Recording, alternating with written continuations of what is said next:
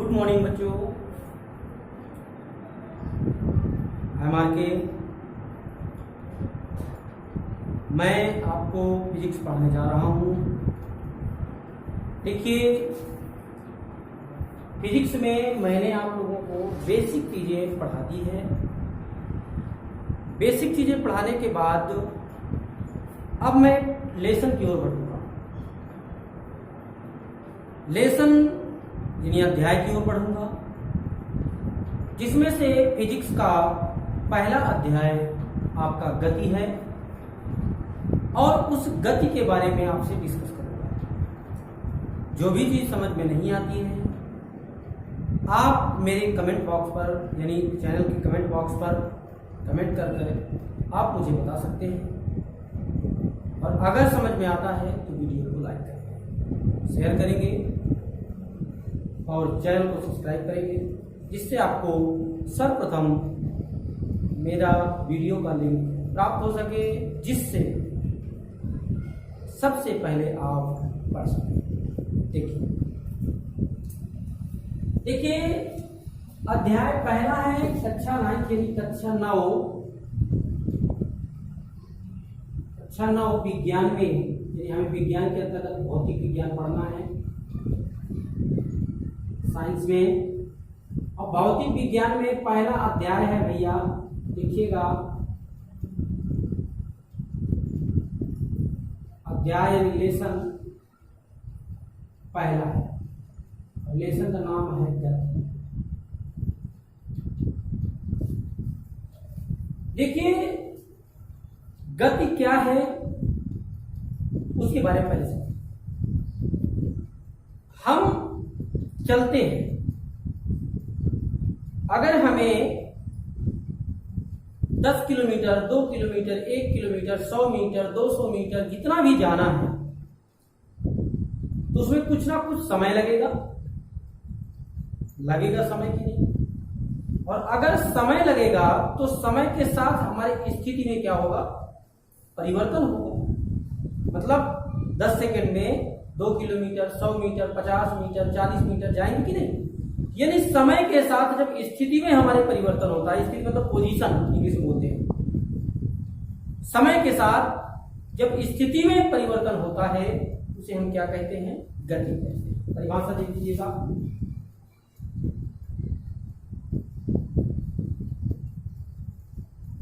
जब किसी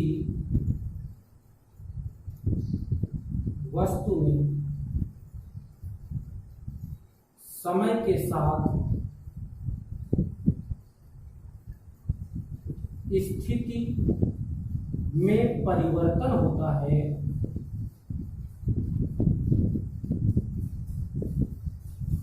तो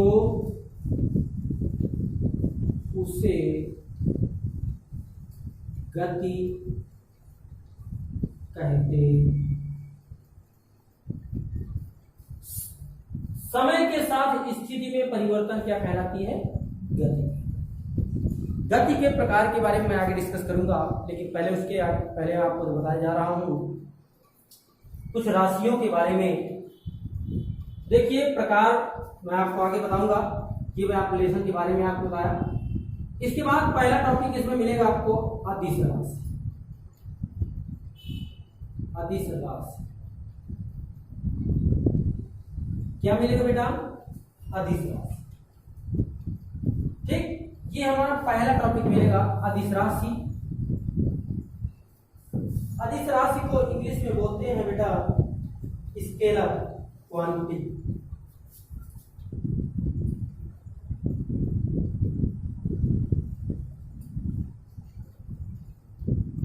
स्केलर क्वांटिटी,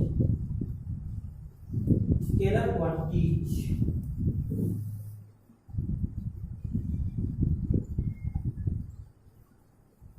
ठीक, अदिश समझिए।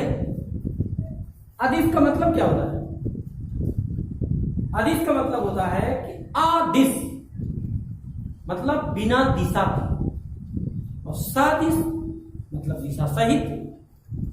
अदिश का मतलब दिशा नहीं होता जिसमें, यानी ऐसी भौतिक राशियां होंगी, ठीक है, जिनमें दिशा नहीं होगी, परिमाण होगा। अब आप पूछेंगे परिमाण कैसे? परिमाण का मतलब मैं कह दूं आपको 2 किलोमीटर, 3 किलोमीटर, 4 किलोमीटर, 5 किलोमीटर, दो संख्यात्मक मान हमने बता दिए, उसकी इकाई बता दी, लेकिन हमने आपको दिशा नहीं बताया। जब हमने आपको दिशा नहीं बताया तो इसका मतलब क्या हो गया? वो अदिश राशि। और अगर हमें दिशा बता दूं 2 किलोमीटर पूर्व दिशा में, 2 किलोमीटर पश्चिम दिशा में, 2 किलोमीटर उत्तर दिशा में, तो ये क्या हो जाएगा बेटा? सदिश राशि। ध्यान दीजिएगा, अदिश का मतलब ऐसी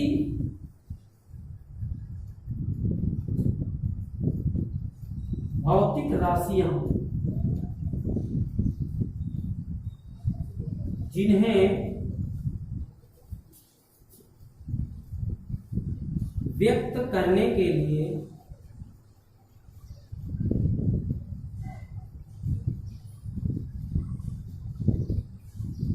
परिमाण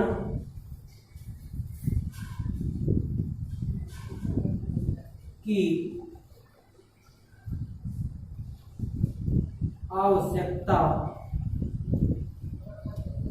होती है,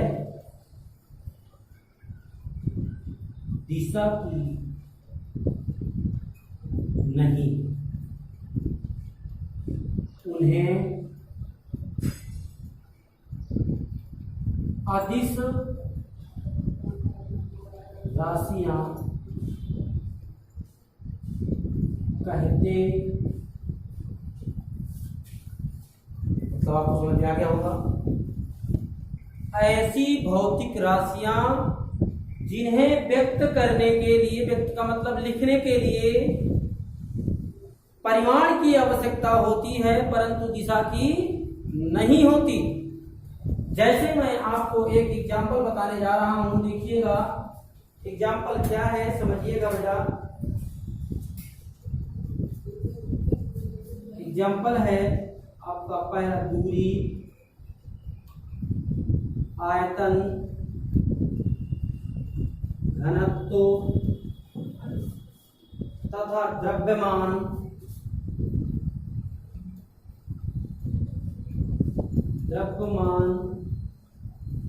समय, चाल आदि। यानी कि आप समझेंगे, मैं आपसे कह दूं दूरी, आयतन, घनत्व, द्रव्यमान, समय। अब यहां पर एक क्वेश्चन बनता है बेटा, आप पूछेंगे सर आपने तो कह दिया कि अदिश राशि है, परंतु हमें कैसे पता चलेगा भाई? मैं देखिए आपको समझाने जा रहा हूं, समझिएगा। दूरी है, दूरी कह दूं मैं 50 किलोमीटर, 50 किलोमीटर संख्यात्मक मान और इकाई, लेकिन इसमें दिशा तो नहीं बताया गया ना, इसलिए क्या होगा ये? अदिश राशि। आयतन, आयतन कहेगा 5 सेंटीमीटर क्यूब, 5 संख्यात्मक मान, सेंटीमीटर क्यूब उसकी यूनिट है, दिशा तो नहीं है। ठीक। घनत्व, घनत्व इसी प्रकार द्रव्यमान, द्रव्यमान जैसे कह दूंगा 5 किलोग्राम, 5 संख्यात्मक मान, किलोग्राम उसके यूनिट। इसका मतलब क्या हो गया? द्रव्यमान भी क्या है? अदिश राशि। समय 10 सेकेंड, 10 क्या है? संख्यात्मक, और सेकेंड इकाई, दिशा तो नहीं है।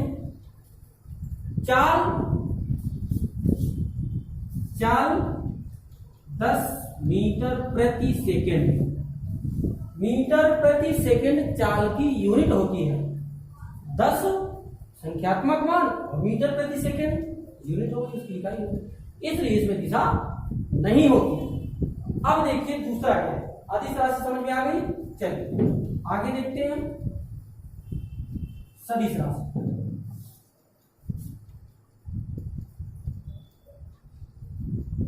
दूसरा नंबर बेटा सदिश राशि, इसको इंग्लिश में बोलते हैं वेक्टर क्वांटिटी।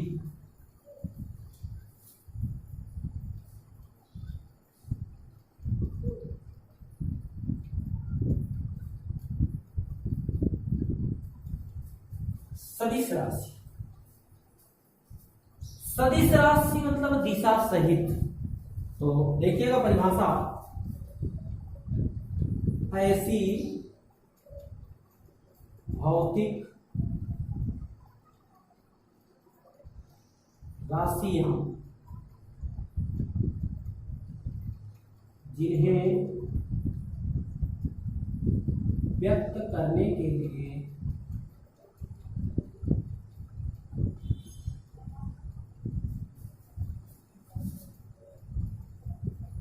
परिमाण के साथ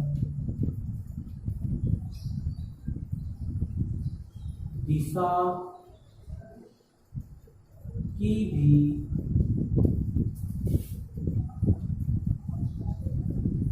आवश्यकता होती है। देखिए बेटा, परिमाण के साथ साथ दिशा की भी आवश्यकता होती है, उसे क्या कहेंगे? सदिश राशि।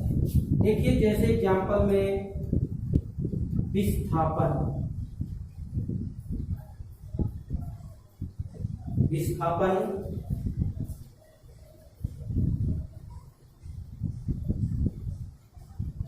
त्वरण,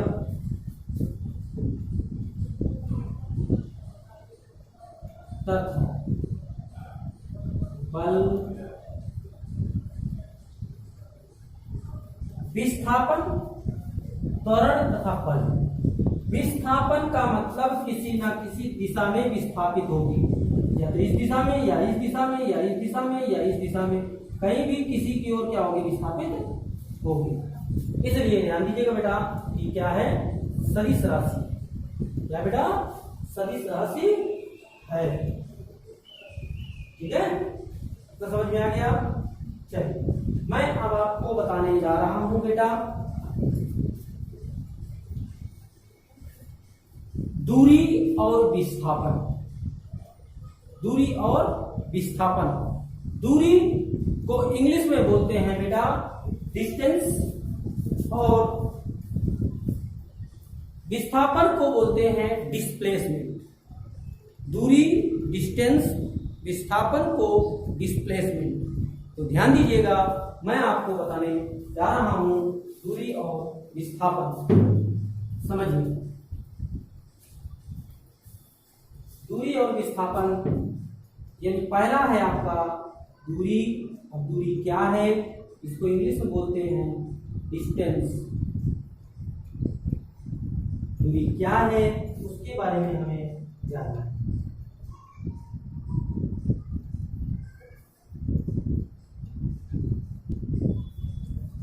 किसी वस्तु द्वारा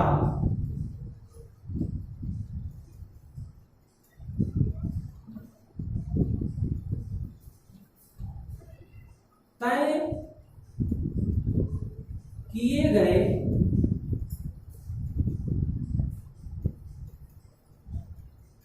मार्ग की कुल लंबाई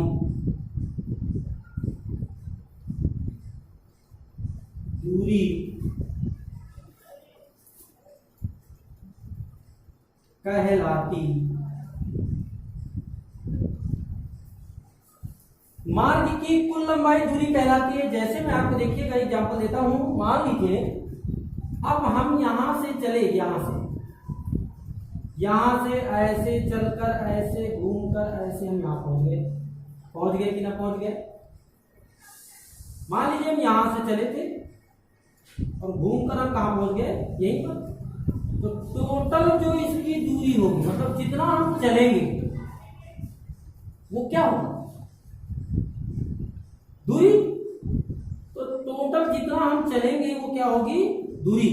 अब मैं आपको एक एग्जांपल और देता हूं। जैसे यहां से है, यहां से अब हम यहां से चलकर यहां पर जा रहे हैं,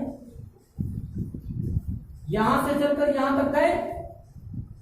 अब यहां से लौटकर हम पुनः यहां तक आ गए। ये पूरी जो दूरी है ये 10 है, 10 मीटर, और ये 5 मीटर है। कितनी है? 5 मीटर। मान लीजिए यहां से चलकर यहां तक गए 10 मीटर और यहां से यहां तक फिर आए वापस, तो कुल लंबाई ना, तो कुल लंबाई का मतलब कुल तय की गई दूरी। देखिए कुल लंबाई या तय की कुल लंबाई दूरी कहलाती है, या कुल तय की गई दूरी की दूरी कहलाती है, कुछ भी हम लिख सकते हैं बेटा। तो यहां से चलकर यहां गए फिर यहां तक आ गए, यानी कुल दूरी कितनी हो गई बेटा इसमें 10 + 5 बराबर कितना हो गया 15 मीटर। दूरी कितनी आ जाएगी 15 मीटर, यानी एग्जाम्पल हो जाएगा। देखिए इसको बना लीजिएगा, इसको बना लेना है, ये समझ में आ जाएगा, दूरी समझ में आ गई, ठीक है। अब देखिए ये दूरी समझ में आ गई होगी। अब मैं आपसे ले लेता हूँ विस्थापन की, विस्थापन इंग्लिश में बोलते हैं बेटा डिस्प्लेसमेंट, डिस्प्लेसमेंट इंग्लिश में बोलते हैं डिस्प्लेसमेंट।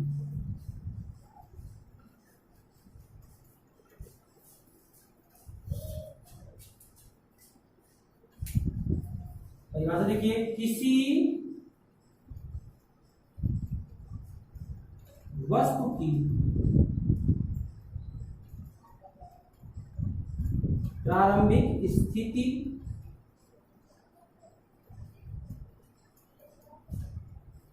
तथा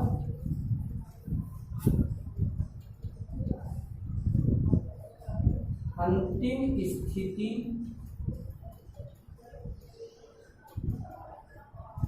के बीच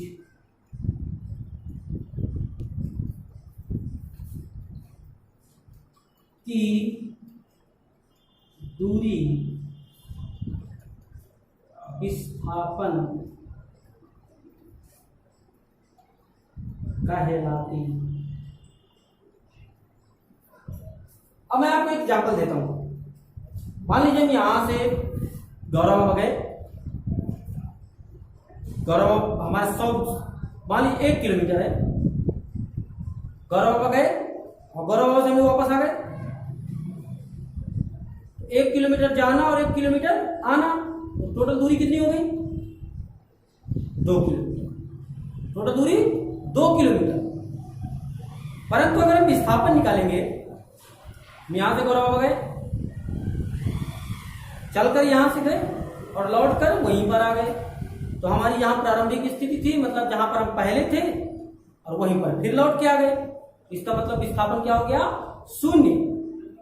ठीक, ध्यान दीजिएगा बेटा।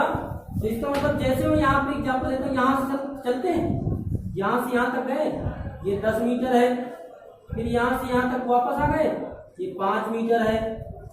तो विस्थापन अगर निकालेंगे तो हो जाएगा बेटा 10 - 5, 5 वापस भी तो आ गए हैं, तो बराबर कितना आ जाएगा 5। इस तरह से हमें क्या करना है बेटा, दूरी और विस्थापन ज्ञात करना है।